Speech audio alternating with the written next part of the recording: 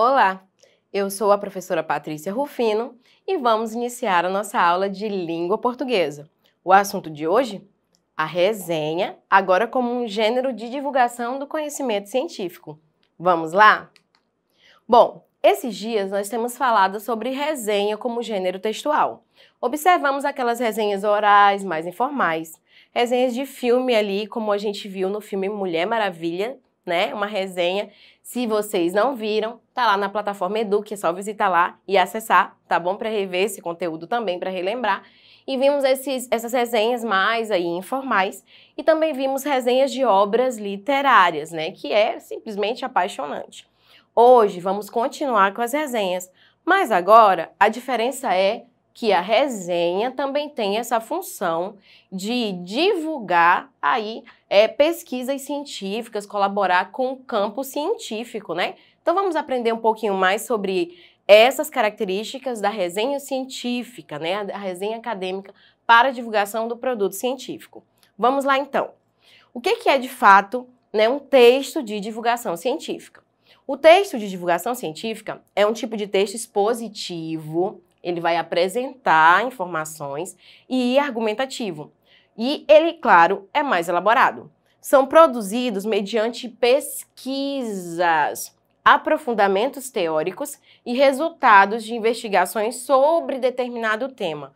Olha, isso já é uma diferença em relação às resenhas que nós analisamos nas aulas anteriores. Por quê? Porque o texto de divulgação científica, ele exige a pesquisa, né? Ele exige aí que você faça um aprofundamento. Então, você precisa preparar todo um estudo para depois, como produto final, fazer aí a resenha, tá? Essas resenhas, elas possuem como finalidade principal aí popularizar a ciência, ou seja, difundir, né, o conhecimento científico, transmitindo assim diversas informações de valor indiscutível. É provável que vocês já tenham tido acesso à resenha científica, muito comum aí nos livros didáticos, quando você está fazendo leitura lá na sala de aula para fazer um exercício. É só você ir lá na nota de rodapé e você vai ver lá que trata-se de um fragmento de uma resenha ali que foi feita com um aparato científico, né, com essa busca aí de trazer a divulgação desse conhecimento da ciência, tá? Também podem aparecer em sites, como a gente vai ver, podem aparecer aí nos periódicos, que a gente vai já falar um pouquinho também sobre isso, tá bom? Quais são as características dessa resenha científica, né? No caso, porque existem vários textos de divulgação científica, mas nós estamos focando aqui na resenha, tá bom? Olha só, esse tipo de modalidade textual é muito utilizado no mundo acadêmico, ou seja, na escola e na universidade, seja na produção de dissertação de mestrado, teses de doutorado, artigos científicos, resenhas, que é o foco de hoje, dentre outros, tá? Professora, como assim? Bom, nós temos a escola, a vida acadêmica, o ensino fundamental e médio. Após o ensino médio, vocês podem escolher aí fazer um ensino superior, uma faculdade. Aí as faculdades, elas variam entre 4, 5 anos, dependendo do curso que vocês optarem. E quando terminar a faculdade, vocês podem escolher especializar em uma área. Assim, vocês se tornam profissionais muito mais gabaritados em determinado assunto, fazendo uma especialização, que aí você estuda mais um tempinho sobre um assunto específico, um mestrado também, né, se estuda ali, e doutorado. Aqui na nossa Universidade Federal do Acre, a gente já tem aí os 3 níveis de ensino para pós-graduação. E no Instituto Federal do Acre também, tá? No IFAC, a gente já tem também especializações e até mestrados aí para vocês fazerem daqui a um tempo, tudo bem? Mas vamos voltar aqui para o 9º ano, né? Ainda tem um percurso pela frente, mas vamos focar aqui na série que vocês estão hoje. Olha só, essas resenhas, esses trabalhos acadêmicos, eles são apresentados com uma linguagem clara, objetiva e impessoal. Então não pode aparecer o eu acho, eu penso, eu acredito. Tem que ser tudo ali no observa-se, constata-se, né? O uso desses verbos mais impessoais para tornar o texto aí, né, um pouco mais dentro da estrutura esperada. Gente, um detalhe é que a linguagem é clara, mas ela também é uma linguagem técnica, tá bom? Ou seja, é provável que nesses artigos vocês aprendam palavras novas, porque eles se direcionam a campos específicos da ciência. E isso é bom, aprender palavras novas é muito bom. Por esse motivo, né, por a gente ter essas palavras novas, uma linguagem clara, mas também técnica, e aí o uso da terceira pessoa, são evitadas expressões populares, aí a linguagem mais coloquial também, gírias e também figuras de linguagem que vocês aprenderam na aula aí com a professora Elívia. A gente tenta fazer um texto mais objetivo, mais conciso aí, né, e dentro do campo da pesquisa. É notória a presença de termos técnicos da área, essenciais para uma linguagem científica, e ainda verbos predominantemente no presente do indicativo. O tempo presente do indicativo é aquele primeiro presente. A ação está ocorrendo, né? Ela ocorre agora no presente. Indicativo quer dizer que ela é certeza. Então não há possibilidade de a gente fazer um artigo científico pautado no subjuntivo, por exemplo, que é o tempo verbal da dúvida. Por quê? Porque houve uma pesquisa, né? O pesquisador chegou a um resultado, então ele vai apresentar tudo dentro do que ele pesquisou. Por isso, indicativo, certeza. Os verbos no presente, eles estão relacionados com verifica-se, observa-se, constata-se, né? São verbos que eu estou usando, claro, de modo impessoal e também aqui fazem relação com essa ideia do presente do indicativo. Os suportes, né, os veículos que eles vão circular, eles são mais direcionados para revistas, tanto as revistas impressas como as revistas eletrônicas, que são essas que ficam disponíveis na internet. Os jornais científicos também, que a gente encontra aí, livros, plataformas de divulgação científica, televisão e internet também, tá? Gente, o Cielo é uma ferramenta, uma plataforma, na verdade, que vocês vão encontrar vários artigos de divulgação científica. Acessível, gente.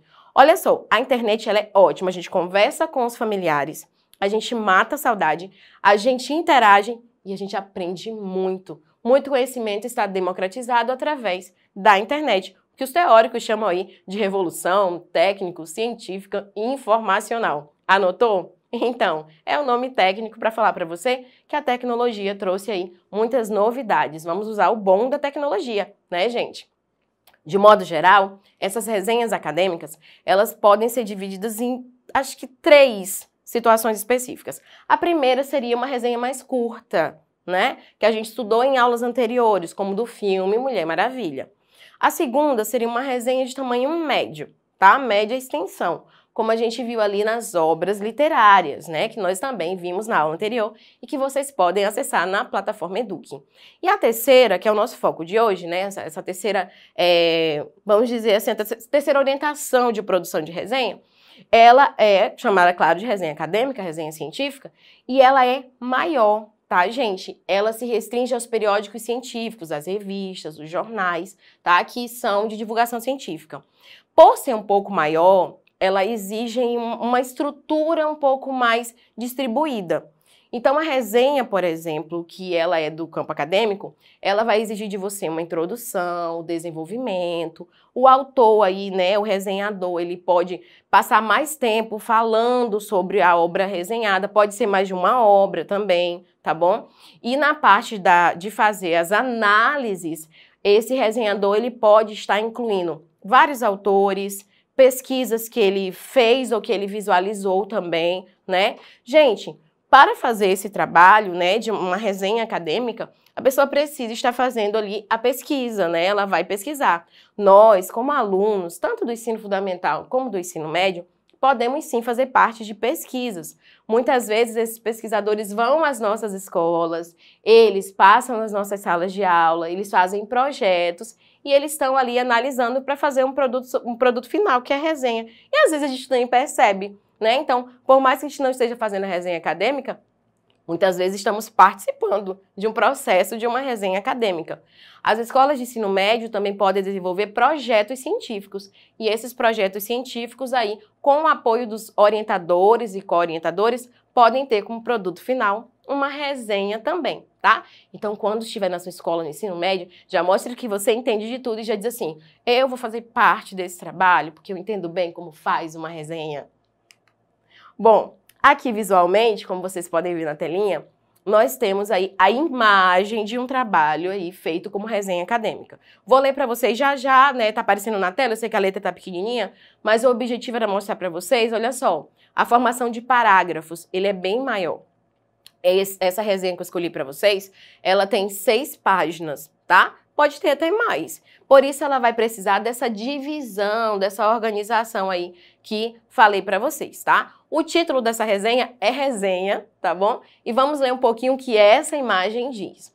Aqui é o finalzinho já, que eu também mostrei para vocês, ó, ela tá concluindo, e tem as referências, né? As referências que ela leu, as referências bibliográficas. Gente, um resenhador aí, acadêmico, ele faz leitura desses livros e ele diz onde que ele leu, tá? Se pesquisou na internet, coloca o site. Se fez a leitura do livro, que é maravilhoso, coloca também, tá? Enriquece o trabalho, tá bom? Vamos ler o que estava escrito ali naquela imagem que eu mostrei para vocês? Olha só. O título é A Diferença Somos Nós.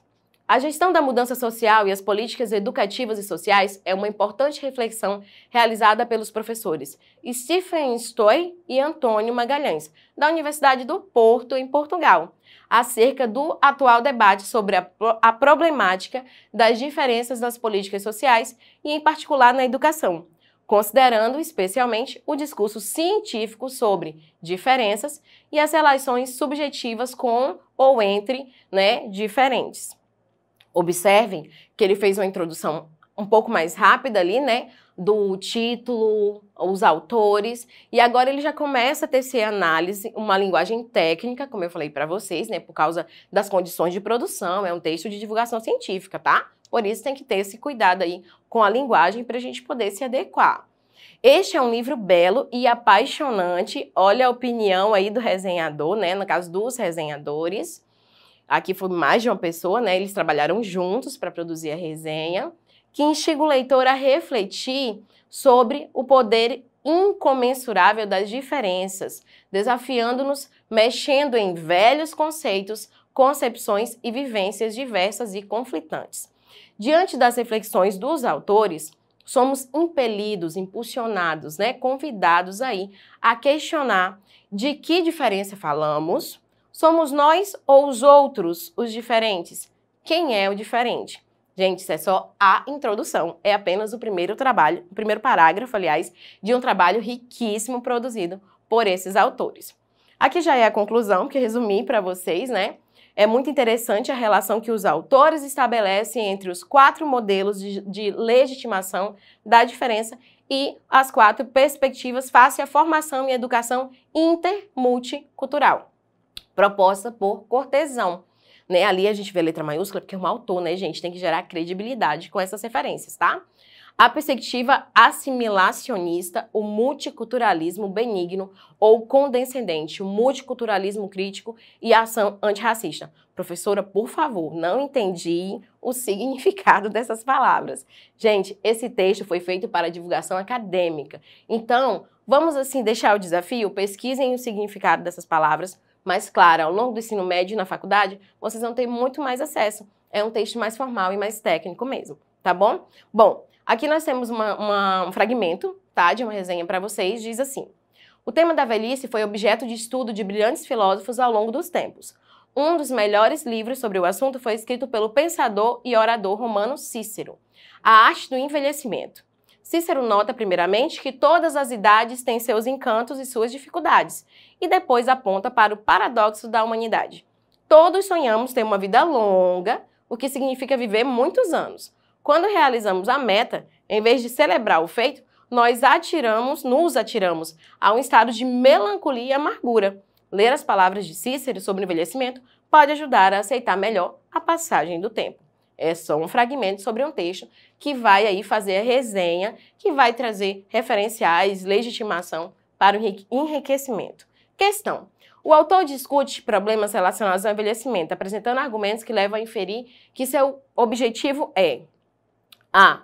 Esclarecer que a velhice é inevitável. B. Contar fatos sobre a arte de envelhecer. C. Defender a ideia de que a velhice é desagradável. D. Influenciar o leitor para que lute contra o envelhecimento. E E. Mostrar às pessoas que é possível aceitar, sem angústia, o envelhecimento. Bom, letra E. Eu espero ter contribuído com o conhecimento de vocês. Para reassistir essa aula, visita o portal eduque.ce.ac.gov.br.